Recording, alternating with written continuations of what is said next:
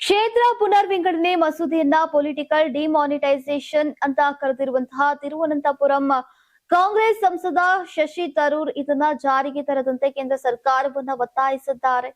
ಮಹಿಳಾ ಮೀಸಲಾತಿ ಮತ್ತು ಕ್ಷೇತ್ರ ಪುನರ್ವಿಂಗಡಣೆ ಮಸೂದೆಗೆ ಸಂಬಂಧಿಸಿದಂತೆ ಕರೆಯಲಾಗಿರುವಂತಹ ಸಂಸತ್ತಿನ ವಿಶೇಷ ಅಧಿವೇಶನದಲ್ಲಿ ಲೋಕಸಭೆಯನ್ನುದ್ದೇಶಿಸಿ ಶಶಿ ತರೂರ್ ಸುದೀರ್ಘ ಭಾಷಣವನ್ನ ಮಾಡಿದ್ರು.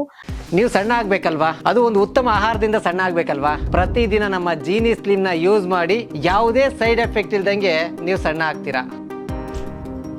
ಈ ವೇಳೆ ಕಾಂಗ್ರೆಸ್ ಸಂಸದರು ಕ್ಷೇತ್ರ ಪುನರ್ವಿಂಗಡಣೆಯನ್ನ 2016ರ ನೋಟು ಅಮಾನ್ಯೀಕರಣಕ್ಕೆ ಹೋಲಿಸಿ ಈಗ ಗಮನವನ್ನ ಸೆಳೆದ್ರು. ಲೋಕಸಭೆಯಲ್ಲಿ ಅಮಿತ್ ಶಾ ಮಂಡಿಸಿದಂತಹ ಕ್ಷೇತ್ರ ಪುನರ್ವಿಂಗಡಣೆ ಮಸೂದೆ ವಿರೋಧಿಸಿ ಮಾತನಾಡಿದಂತಹ ಶಶಿ ತರೂರ್ ಕೇಂದ್ರ ಸರ್ಕಾರ 2016ರಲ್ಲಿ ಈಗ ನೋಟು ಅಮಾನ್ಯೀಕರಣ ಕಾನೂನಿನಂತೆಯೇ ಕ್ಷೇತ್ರ ಪುನರ್ವಿಂಗಡಣೆ ಕೂಡ ರಾಜ್ಯಗಳ ಮೇಲೆ ವ್ಯತಿರಿಕ್ತ ಪರಿಣಾಮ ಬೀರಲಿದೆ ಅಂತ ಪುನರುಚ್ಚರಿಸಿದ್ರು.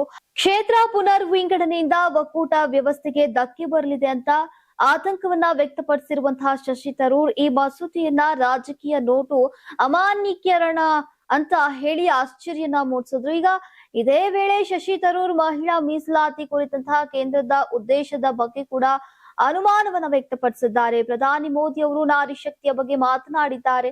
ಆದರೆ ಮಹಿಳಾ ಮೀಸಲಾತಿ ಮಸೂದೆ ಮತ್ತು ಕ್ಷೇತ್ರ ಪುನರ್ವಿಂಗಡಣೆ ಮಸೂದೆಯನ್ನ ಒಂದಕ್ಕೊಂದು ಸೇರಿಸಿ ಗೊಂದಲಮಯವನ್ನ ಮಾಡಿದ್ದಾರೆ. ಈಗ ಮಹಿಳಾ ಮೀಸಲಾತಿ ಮಸೂದೆ ಜಾರಿಗೆ ತರುವಂತಹ ಮೂಲಕ ದೇಶದ ನಾರಿ ಶಕ್ತಿಗೆ ಮತ್ತಷ್ಟು ಬಲ ನೀಡುವ ಉದ್ದೇಶ ಹೊಂದಿರುವುದಾಗಿ ಕೇಂದ್ರ ಸರ್ಕಾರ ಹೇಳಿದೆ. ಆದ್ರೆ ಅದನ್ನ ಕ್ಷೇತ್ರ ಪುನರ್ವಿಂಗಡಣೆ ಮಸೂದೆ ಜೊತೆ ತಳುಕು ಹಾಕಲಾಗಿದೆ. ಇದು ಕೇಂದ್ರ ಸರ್ಕಾರದ ಉದ್ದೇಶದ ಮೇಲೆ ಅನುಮಾನ ಮೂಡುವಂತೆ ಮಾಡಿದೆ ಅಂತ ಕಾಂಗ್ರೆಸ್ ಸಂಸದ ಕಿಡಿಕಾರಿದ್ರು.